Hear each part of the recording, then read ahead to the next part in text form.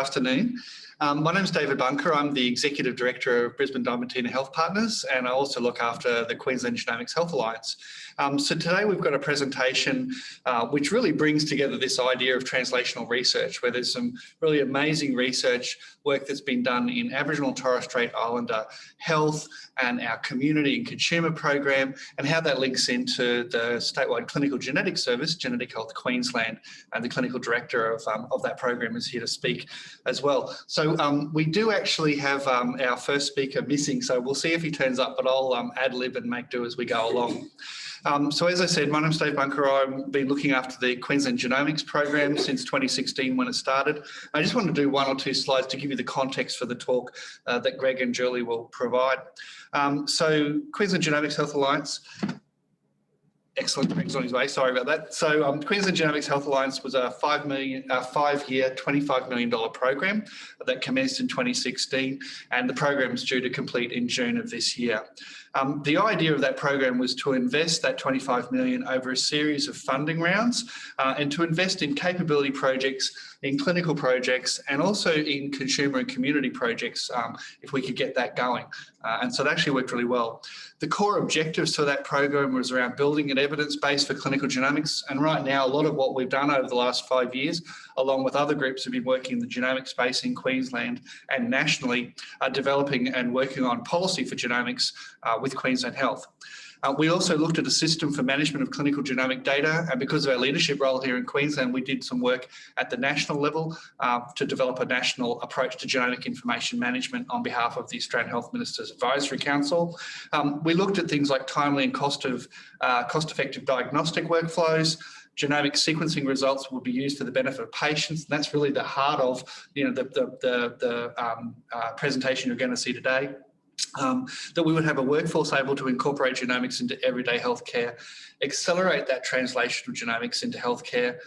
Public awareness and understanding is really critical in the genomics and the genetic space, and so we did quite a lot of work with our community advisory group and worked with Health Consumers Queensland very closely, and also create a positive contribution at a national and international level. So that was the overarching program. And I just wanted to introduce how the funding into this particular area evolved. So in the first round of funding, we had a piece of work around, and the result of that work was the development of an Aboriginal and Torres Strait Islander research guidelines around genomics. And this is a really important project that's set to re-engage communities and peoples around Queensland, around how genomics and research was working, and how that would be able to be used to improve health outcomes and the life of Aboriginal and Torres Strait Island people in Queensland, and also have that shared around Australia. As a result of that work in our second round of funding, we narrowed in and could see that through that engagement, there was a great opportunity to actually generate Indigenous genomics health literacy work. And I've actually got a, here's Greg now. So I'll do an introduction to Greg in a second, and he can talk about that work. And with a bit of luck, he's going to be able to show a video, which we've got queued up for you today as well. Now, the third and final round of that program is actually where we saw the intersection of the research and the work that Greg had done to re-engage communities, to develop those literacy projects and those literacy artefacts that were really relevant and meaningful to peoples across Queensland, and then intersect that with where Genetic Health Queensland was going in terms of providing services and how those referral pathways could be best tailored to suit that population and the services that the state provides. So I'm going to stop talking now and hand over to Greg, who's zoomed into the room. Come over, Greg. Now, I'll let Greg and Julie introduce themselves, but it's been my pleasure to work with these guys for a couple of years now. And Greg, just to let you know, I'm finished with my slides, and your slides are here, I believe. And also, I've queued up the YouTube video on your website if you want to play that. If we can run like that, this is probably better because it has all of that incorporated. Okay. Well, if we're able to. That's my step away. We have, this is the PDF of your slides, and then the video is just. I've just slightly changed it. Is it easy enough to just plug that in and just run off that one? Oh, is this your phone, David? It is. Can I take this off? Will it offend anyone? No, and I'll put mine back on so no one's All right. So, look, apologies for running a little bit late. Parking around here is not as great as you'd hope, but I did make it.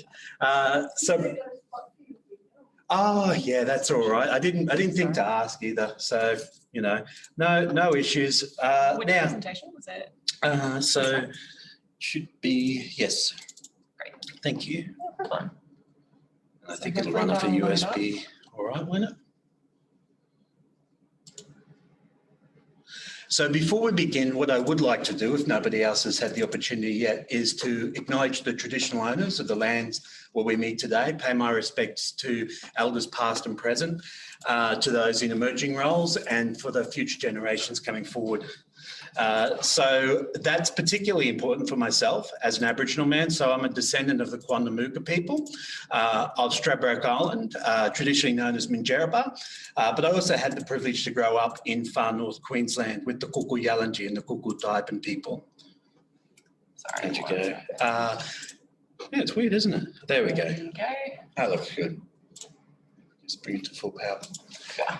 So as David may have mentioned, I'm here today alongside our colleague Julie to give a little bit of a presentation around our work and the body of work and the most recent space that we currently occupy. So I'm the manager for Aboriginal and Torres Strait Islander Health Research at QIMR Berghofer. That's Queensland's statutory entity for medical research. And I'm based there at the building over at Hurston. Now that the title of today's presentation is Community Engagement and Partnership for Public Health, involving the consumer in medical research.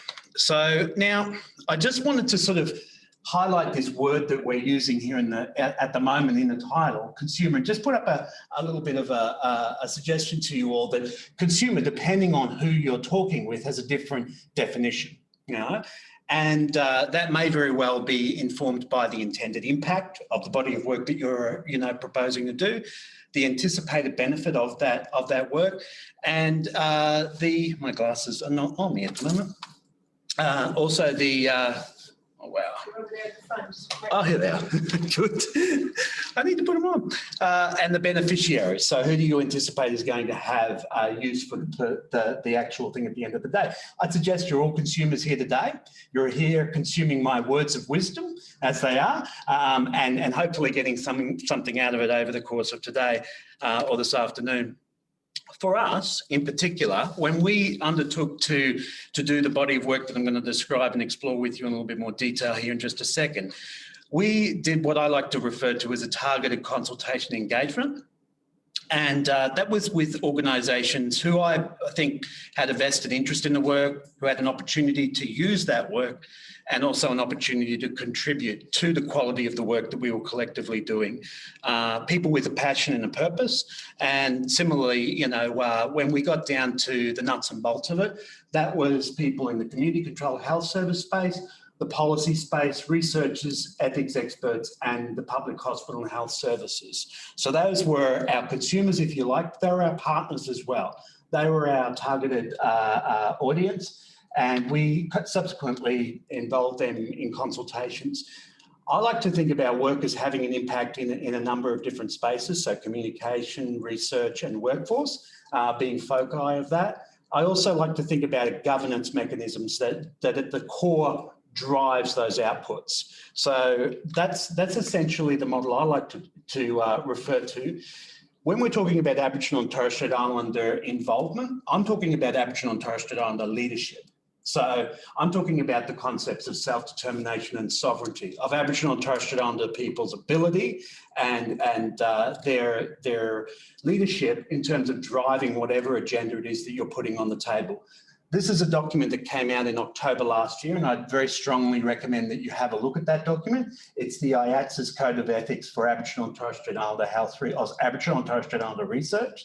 And I think on page 6 there's a particular quote that I'd just like to read to you. And I think it's very much reflects this concept of sovereignty and self-determination. And that is that Aboriginal and Torres Strait Islander research includes all research that impacts or is of particular significance to Aboriginal and Torres Strait Islander peoples, including the planning, collection, analysis and dissemination of information and knowledge in any format or medium which is about or may affect Indigenous peoples, either collectively or individually.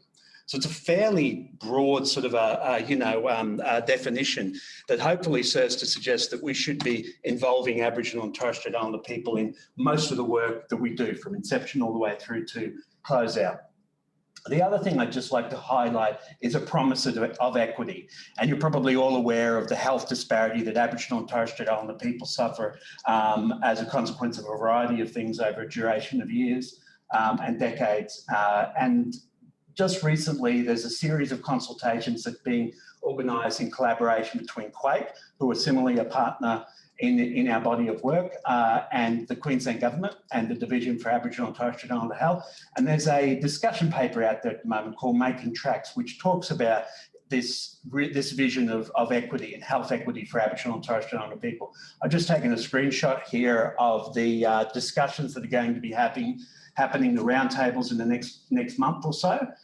You can go to that website. It's also on the link up the top there, and you can give some feedback upon this discussion paper, but also more generally, if you want to go along to one of these workshops and hear about this body of work, which is very important, very innovative, and very promising. So this is a promise of equity that we, as the Australian public, have made to our Aboriginal and Torres Strait Islander peoples, one of whom I am.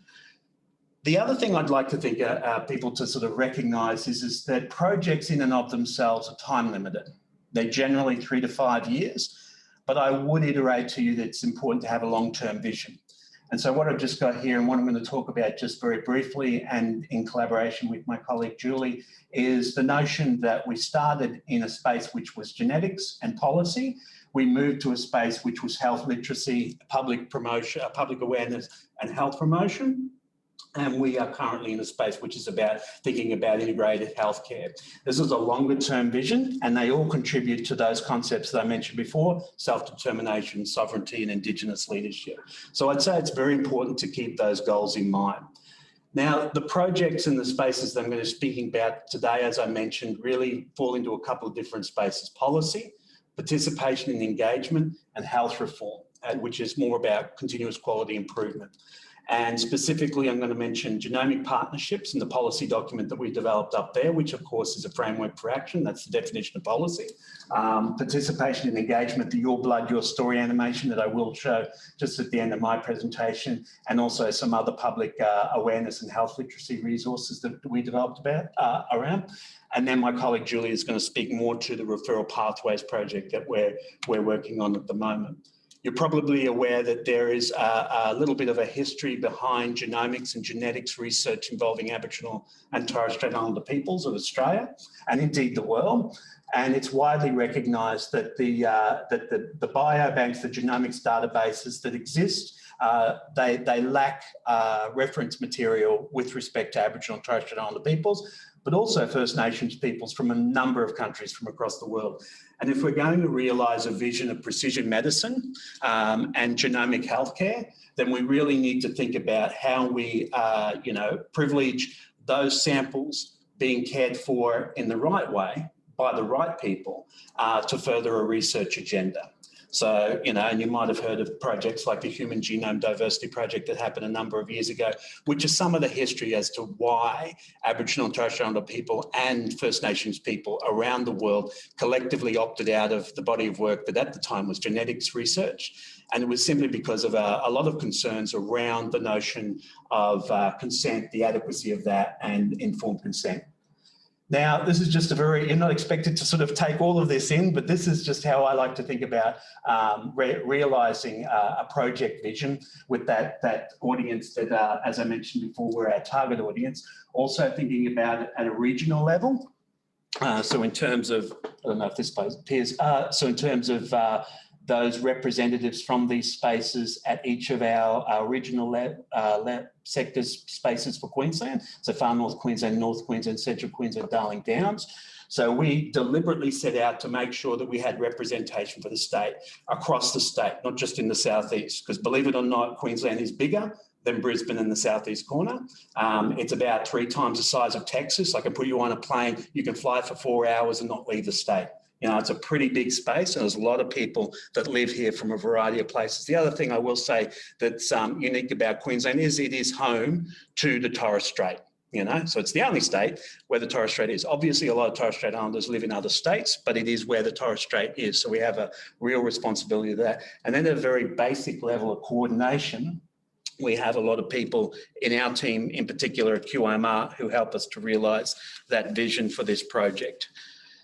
We established as a governance level a committee to help us to make sure that we were doing what was appropriate in accordance with cultural protocol. And that committee consisted of a variety of people, majority Aboriginal and Torres Strait Islander people from the health service sector, from the research sector, from the academic and policy sector, from public health as well as community control health. For each of the regions across Queensland, and they gave us, you know, some direction, advice, and helped us to make sure that we hit the mark with respect to doing what we said we were going to do. In developing up the policy document, which is the first point I'm going to make mention to, we actually did a series of workshops around Queensland. We did two workshops in each region. One which was an affirmation workshop to make sure that people were on board with the idea of genomics, and to also help us to generate content for inclusion in the policy document. And then we went back and we checked. So we didn't just assume that we got it right from the first point of consultation. We actually went back, and that's what I like to refer to as confirmation. So in essence, we did, I think it was 7 workshops across Queensland. In the instance, we also did public forums, just information about precision medicine, genetic testing and the like. These are the sections of the document, if you like. These are the key themes that came out of those conversations that then similarly went across to the document. You can find that document online if you'd like. You can similarly, if you do a search online, find the webpage for QIMR where that document's hosted, and you can also request a physical version of the document if you prefer that to an electronic version. So feel free to do that as well. From that body of work, we undertook, as David mentioned, a health literacy project. And this was in response to one of the things that came out of our consultations in the genetics project to develop up the guidelines document. People said they wanted to know more. They confirmed they had an interest and an appetite. And similarly, they went on from there to say, look, could we develop up some resources that are sensitive to our regions, that explain these concepts of genetics, genomics, genetic testing, genomic research, and precision medicine. So we formed a community group who came to Brisbane for a couple of days. They were from these regions here that you can see, and they spoke with us about what was needed to be in that document. They confirmed the content. We drafted up a basic draft sort of media health literacy resource brochure that we then subsequently went out to communities. So we did 11 two-hour workshops with all these communities across Queensland at a community level, engaging a variety of stakeholders yet again, and asking them if that draft document met the need that they'd said that they thought was important. And they helped us to, you know, refine that content. Also to identify what were their preferences with respect to media, trifold versus bifold, pamphlet versus, you know, some other medium. And at the end of the day, they landed on a trifold brochure, which we then commissioned artists from each of the regions to develop up art piece for us, which then subsequently went into those brochures. So these are the 8 brochures that were developed. The content is identical, but the actual visual representation is significant in that it's for the region, and people who, you know, we worked with told us that was very important to do.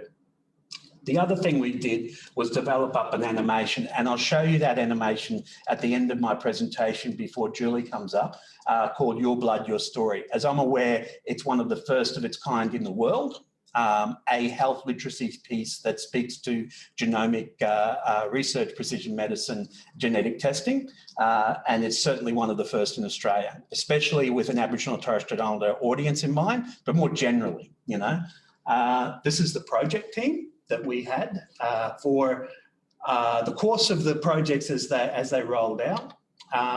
And like I said, Julie will speak about where we are now and where we're going to.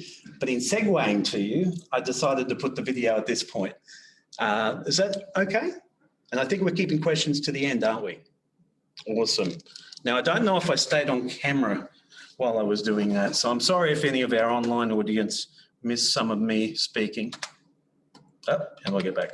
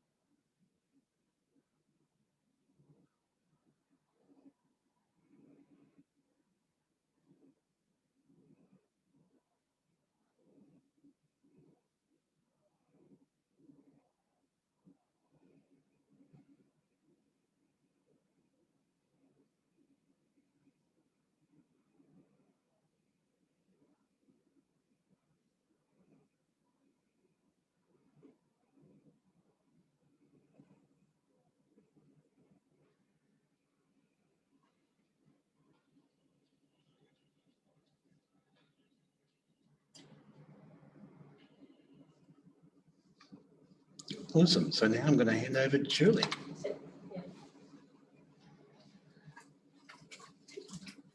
So I guess as Greg set the scene, we've already identified that there was a need for engagement of Aboriginal and Torres Strait Island people.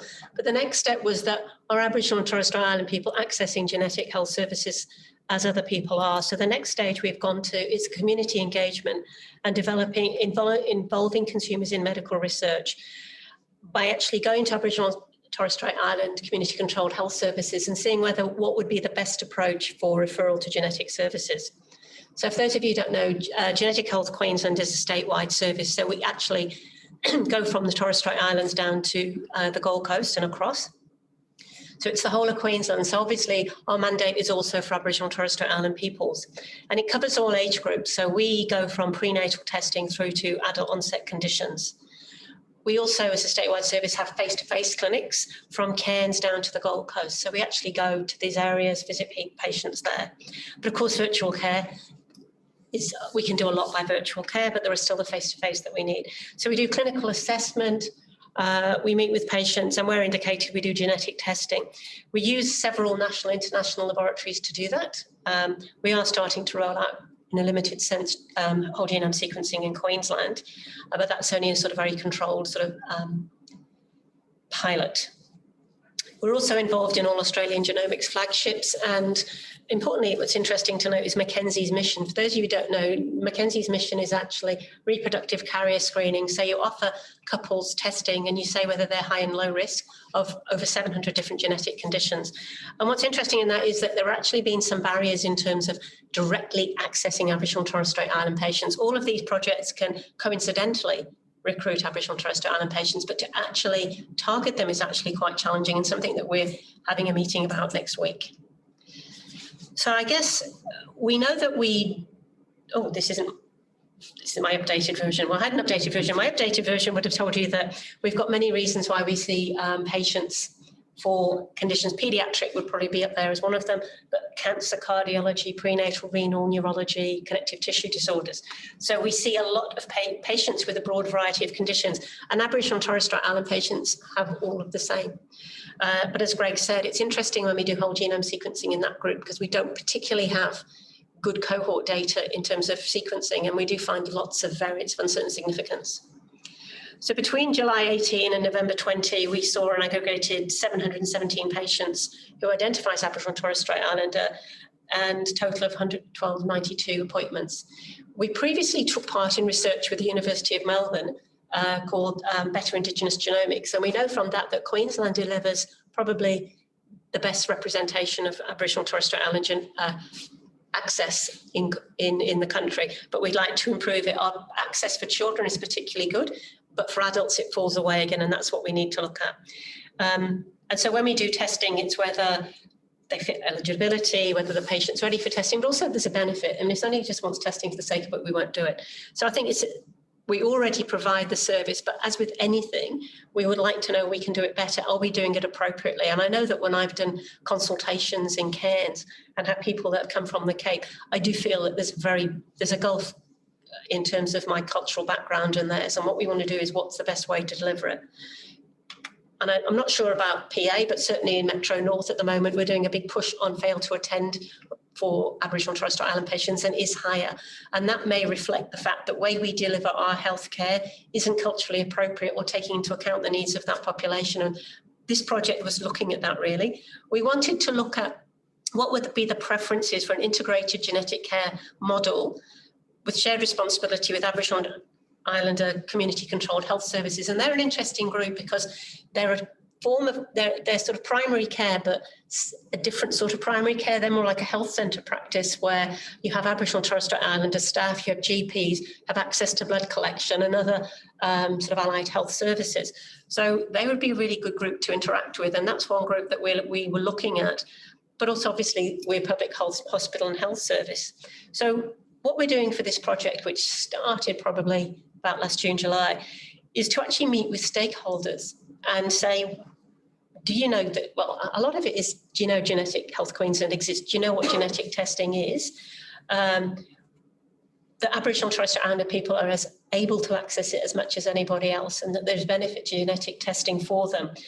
But what's the enablers we need? What would make a difference? What is different? And in fact, things like having a population that moves around frequently, a population that goes bush, a lot of the mechanisms that we have in delivering health services, which might be, a few things came to mind when they were saying that having a texted reminder.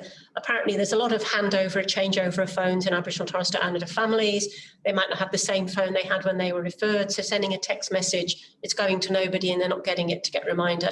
So it is interesting, even 2 FTAs and you're out. So just gathering that information. I personally only managed to go to Toowoomba, Mount Isa and Townsville, but the team went to a number of other places as well. And it was, what would be the best way for us to engage with you? What would be the best way to deliver the health service? And then to have this pathway that we could describe. Part of that may well be just to have an Indigenous person that actually acts as works in the genetic health service, which I think reflects what we were also told from the Better Indigenous Genomics project, that just by having somebody call you from your same cultural background might make a difference in what you say and what you feel you can talk about. So we're in the process of writing up the plan at the moment. Then the next plan is that we would have to be able to pilot it over a number of years, just to see if it makes a difference. And I think it probably would. I think there are some small things we can do to make a difference. And importantly, I think this work will also be relevant to other potentially socially disadvantaged groups. It's something that we will learn and take from Aboriginal and Torres Strait Island peoples, but we hope it will have wider applicability. And so we're currently looking at funding for that. And there's a number of sort of genomic health future missions and MRFF opportunities for that. So I would say I've certainly found a lot from this in terms of a better understanding of Aboriginal cultural challenges, but also the challenges that we imposing our system on a group that probably it's not ideally fit for is something that we'd need to learn from it. So I think that QGHA at the end of this will have actually sponsored a whole of that spectrum of how we deliver care to Aboriginal and Torres Strait Island people. And I guess the next horizon is that they participate fully in culturally appropriate research and receive the benefits from all the research we're doing. And with that, I think we've got questions. Thank you.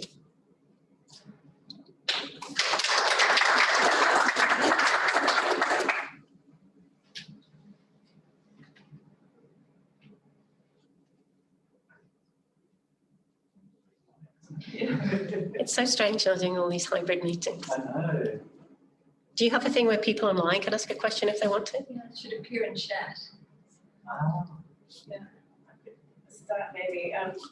In rheumatology, we had this problem with failure to attend and started an experiment a lot of years ago now. Male payments, Indigenous Health Service, and moved our rheumatology clinics out there, and we went from something like 30% attendance to 80%. And it's to live in a culturally appropriate manner. The rheumatologist goes, it's a community of parking and there's, yeah, we just found it a much better model. And that was certainly offered by the Townsville group. They said, look, if we have enough cohorts of patients. And I think the big advantage of the community-controlled health centres are they actually can often have cars to take patients to them. But because they've got phlebotomy on site, and that's even with telehealth, so we can do the telehealth with the Aboriginal health worker with them, who can then, not that it's coercive, walk them over to get their blood taken. So it's just little things like that. But it was those sorts of things that came out of those meetings that would just, or even sending a copy of the appointment letter to the community-controlled health service so they know when the appointment is. So rather than getting a letter saying they failed to attend, include at the start so they can help to attend. You have Indigenous healthcare workers in the service, or We don't, but I think that is something that this is flagged very much that we need to do. I was just going to say, following on from that with the letter, that when I was doing a study on a large Indigenous family, I sent out a letter of invitation, and I was told afterwards that half of them didn't open it because it looked like a business government envelope. And so Yeah, we've had it. Yep. And so I think your point about sending it to the local health service is really, really valid. And that other aspect of going to get people, and the fact that the mobile phones are moving around the place, but people generally know where people are. Yep. So the attendance rate in Charleville and places like that is really high because there's all of these kind of support mechanisms. Yeah, we had the same feedback, but unfortunately, because it doesn't say hospital on the letter, it's Queensland Government. Yes. They don't know which part of the Queensland Government's writing to them. And so, yeah, you're right, the letters are just kind of like, we're not going to open that. We may have some questions. Oh. If you stop sharing, I'm not sure it's a free. I mean, assistance to whoever. I'm not sure that's any questions. I think that's a message from me asking if they're worried. So yeah, I can't see any questions online at the moment. But if you want to stop share, Judy, we'll just be like you. All right, yeah. Is that where we'd see it? Yeah. See you. There you go. Yeah, and then there's the chat. There we Is go, it? Yeah.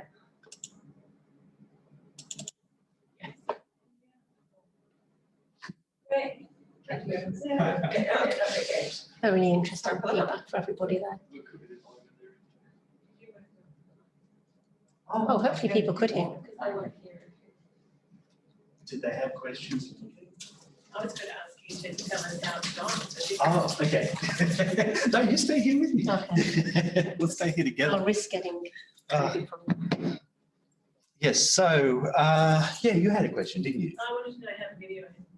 How the... Yeah, how's it come from? So it wasn't, so one of the things I should mention is that video was developed by the communities that we spoke with, the communities of interest, for them, you know. So we were just, privileged to go along for the ride and support them with our technical skills to actually, you know, put forward the messages they said were significant. And I guess in terms of, you know, the way I tend to view how well has it been received or how much interest do people demonstrate is to think about the idea of, you know, if we honestly collaborate, participate, sounds like a song or something, but with one another in a spirit of, you know, partnership, then it's not about me trying to convince you that this is something you should use. We've essentially developed something together that you've told me will be of use. And the reality of it is people find it to be a great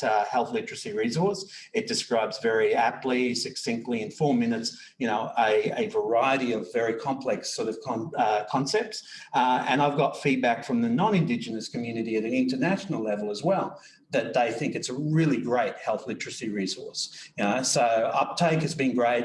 It's also on the HitNet kiosks. I don't know if people know the HitNet kiosks, so the health information technology kiosks that are in a number of places throughout Australia. They're basically a health promotion kiosk, touchscreen kiosk that people can access and get information about. Oh, we've got a question, do we? Sorry, I can't really see. I do need glasses, isn't that sad? I guess at this stage, we're still developing that plan. So I think there would be at the moment, there would be some small differences in terms of what the normal referral, I mean, from the doctor's perspective, they'd still refer the patient, we'd still put them on a wait list, all that kind of thing. I think it was the step with how would we then interact with the patient to enable them to attend. And it was a case of informing the referrer, so the referrer would be able to assist them to get there, because we talked about they might not open the letter because it's intimidating, they might find it all a bit too hard, or, you know, we're now doing a lot of telehealth in the home, but that defines that you've got the access to the data and you've got access to the phone to do it into the home. So it's just talk and being more flexible. That we talked to some people in Mount Isa that a family member was ill, so they just for a few months went away to spend time with that family member. So they missed a couple of appointment letters.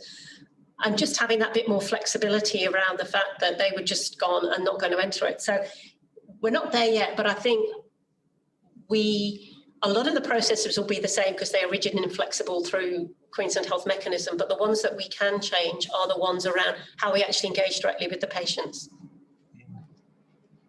Hopefully that answers it. I think it's interesting. One of the other names that's used interchangeably with the name precision medicine is personalised medicine. And I remember, you know, I've been in some conversations with GPs where they've said, well, we do personalised medicine all the time. You know, we personalise depending on the person who's in front of us, you know, their treatment and their care, you know, based upon their preferences. So what we're suggesting essentially is to be sensitive to the needs of the person. And in this particular instance, the needs of the person based on their ethnicity and cultural identity as an Aboriginal or Torres Strait Islander person. But that's not, you know, too different from, you know, other groups of people that might identify in a variety of different, you know, ways. And in fact, one of the Aboriginal people in Mount Isa told us, he said, I can't tell you what people on the Cape or what people in Southeast Corner think because they're a different group, tribe, mob from me. And so you can't just use Aboriginal Torres Strait as a homogeneous group. So there are differences. For example, you know, some groups will not speak the name of somebody who's died within a certain period of time. Others, that's not that same. So it's a case of asking, perhaps for different Aboriginal patients, what are your beliefs or what is appropriate to you, because they will be different. Mm-hmm. Absolutely. Sorry, over there first. First of all, I thank you very much to show the very artistic and very informative brochure and the video. It's very impressive. I just have a question regarding when we have the engagement and communication with consumer or special community. We can give a more high-level, generalized information, or we can give a more like a case example. Which way you think is better to engage with people? Do you want me to? Yeah. I think it's dependent on the person, you know, and dependent on their preferences with respect to communication. You know, some people would prefer, you know, a much more of a technical conversation. And I don't think that that's necessarily a culture-bound sort of a preference. It can be very much an individual preference. Having said that, I do think there are cultural elements that people need to be aware of when they're communicating with groups who identify strongly in a cultural space or what have you. So I wouldn't say it's one thing for all types of people or all people who identify on a particular level. To be honest, the thing that I've found is the most, you know, useful thing in terms of communicating with people is to develop a relationship with the person whom you're communicating with. So if this is at an individual level that I'm speaking about, or you're speaking about, I'd say, you know, you work to develop a rapport and a relationship with that individual, and then you know, together work out what their style of communicating is, what your style of communicating is, and you go from there. If you're talking about a population general there, you know, you can talk with a group that's representative for that group. And I mentioned before about how you might identify some people who might be able to give you advice about the preferences for that group, and then start to generalise some of the sorts of messaging, the media preferences and the medium preferences. So, you know, whether they want that in whatever format it is, to start to generate a resource that actually attends to those collective, you know, voices of what preference is. But it's very much a conversation. One of the things that's iterated again and again and again through the document Genomic Partnerships is the importance and the significance of building a relationship and sustaining that relationship over time, building trust and sustaining that trust over time through, you know, a shared experience and partnership. I think you're right in general now. Across the board in health, consumer engagement is a sort of key part of what we do. And it's challenging because you want to have a real consumer, as it were, but the real consumers are almost become professionalised now because there are lots of committees and they're highly representative. So, and it's challenging, it's hard work and it's challenging and it's hard. So it is, you have to make sure that your consumer is really the consumer. But as Greg says, if you get a consumer that's really engaged, it is actually building that relationship and over time saying, oh, how about this? We've got this new thought. But, you know, there's, you know, I think probably PA as well as Royal Brisbane have consumer engagement professional people now to actually go out to consumers and say, hey, we'd like feedback on this. So it's a big need because I think it does make things better if you act, because they pick up on stuff that we don't necessarily see. My question was about, from the research perspective, if you really want to get to precision medicine, have you got any targets for the number of people you need to recruit? Because Julie was mentioning that you've got these unidentified variants. So how many do you need to recruit in order to be able to really roll out precision medicine, particularly if there's lots of different genetic groups? Well, that's not part of this particular work, but that is ongoing in a number of states. And we certainly have a number of Aboriginal Torres Strait Island patients. I think this with WA in particular or the National Centre for Indigenous Genomics might be looking at that more. But I think because there's now this sense that all people should benefit from genomic research, there's more engagement. And I guess it's because of projects like this that it's not seen as threatening and difficult. And so we will get engagement, but I think the big challenge we've got to an extent is targeting Aboriginal Torres Strait Island groups rather than coincidental recruitment. Yeah, absolutely. And I think what we have hopefully established over the course of time is a relationship and a forum, a space for people to come together and to start to explore some of the things that you're talking about, some of the specifics and detail perhaps of conducting a genomics or genetics research project, the numbers that might need to be, you know, involved in that to have any power with respect to your findings and recommendations. And similarly, you know, what are the significant illnesses? What is the burden of genetic ill health within Aboriginal and Torres Strait Islander populations? You know, all of these things, where would we prioritise given we have limited resources, you know, as a Commonwealth sort of a nation or what have you? You know, what's the way forward?